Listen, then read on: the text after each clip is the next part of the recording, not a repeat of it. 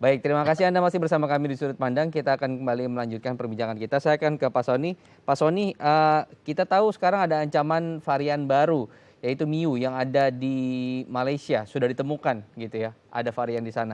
Tidak jauh dari Indonesia. Apa kemudian upaya yang dilakukan oleh pemerintah untuk menjaga nih agar tidak kebobolan lagi seperti Delta? Kemarin kan informasinya kebobolannya dari laut. Ya. Eh, Kemudian di semua pelabuhan nanti, karena pelabuhan kita banyak, Pak. Iya, makanya kan ini dikoordinasikan ya, apalagi kan pelabuhan di bawah koordinasi Kementerian Perhubungan, oleh karena Pak Menteri Perhubungan memastikan bahwa setiap titik masuk, kita kan sekarang sudah membatasi beberapa titik masuk yang boleh untuk masuk dari luar negeri, tetapi ada pemeriksaan yang sangat ketat, pembatasan-pembatasan yang sangat ketat, sehingga kita ingin memastikan jangan sampai. Ya, ini makanya terus dikoordinasikan arahan dari Bapak Presiden, makanya saya bersama dengan Pak Menhub, mendampingi Pak Menhub akan pergi ke titik-titik tersebut, memastikan bahwa kita bisa menangkal dari permasalahan. Insya Allah mudah-mudahan. Nah, ada beberapa negara yang sudah terkonfirmasi untuk Miu ini. Perlukah kemudian kita mencegah gitu ya penerbangan baik gitu, misalnya dari negara tersebut ke Indonesia ataupun dari Indonesia ke negara-negara tersebut, baik itu misalnya udara ataupun tadi laut. Silakan Pak Diki. Ya, sebetulnya dalam kondisi wabah kita punya ada namanya International Health Regulation 2005. Itu tidak ada, tidak boleh ada larangan menutup, itu nggak boleh. Ya.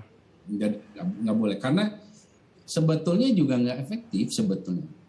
Karena yang penting itu adalah pengetatan. Ya, pengetatan ada prosedur ya yang sudah tadi sedikit disampaikan Pak Sony juga ada ya tes yang misalnya sudah divaksin dan lain sebagainya, karantina termasuk yang memadai.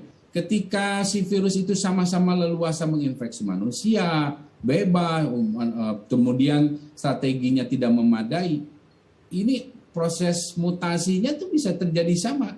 Bisa di sini Miu muncul, di sini Miu muncul. Karena ini terjadi ketika beta pun begitu.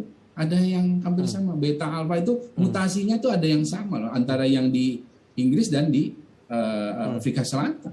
Nah, inilah yang disebut dengan mutasi yang terjadi independen, varian yang terjadi bersamaan lahirnya. Jadi makanya kalaupun kita tutup segala macam, kalau ini tidak terkendali di dalam negeri, ya kita sendiri menghasilkan varian sendiri gitu.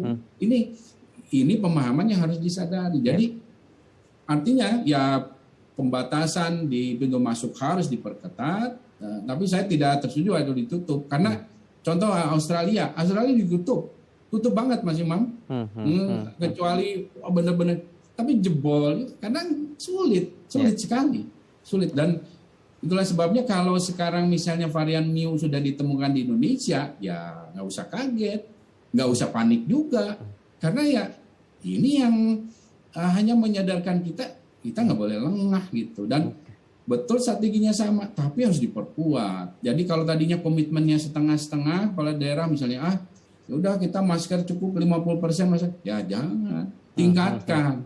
Tapi kalau termasuk konsistensinya, kalau ya ini udah mulai ini turun lagi ketaatan, ya nggak boleh. Ya ini jadi komitmen dan konsistensinya harus juga ditingkatkan, dikuatkan. Oke, baik. Terima kasih Pak Sony, terima kasih Pak Diki sudah bergabung di Sudut Pandang malam hari ini.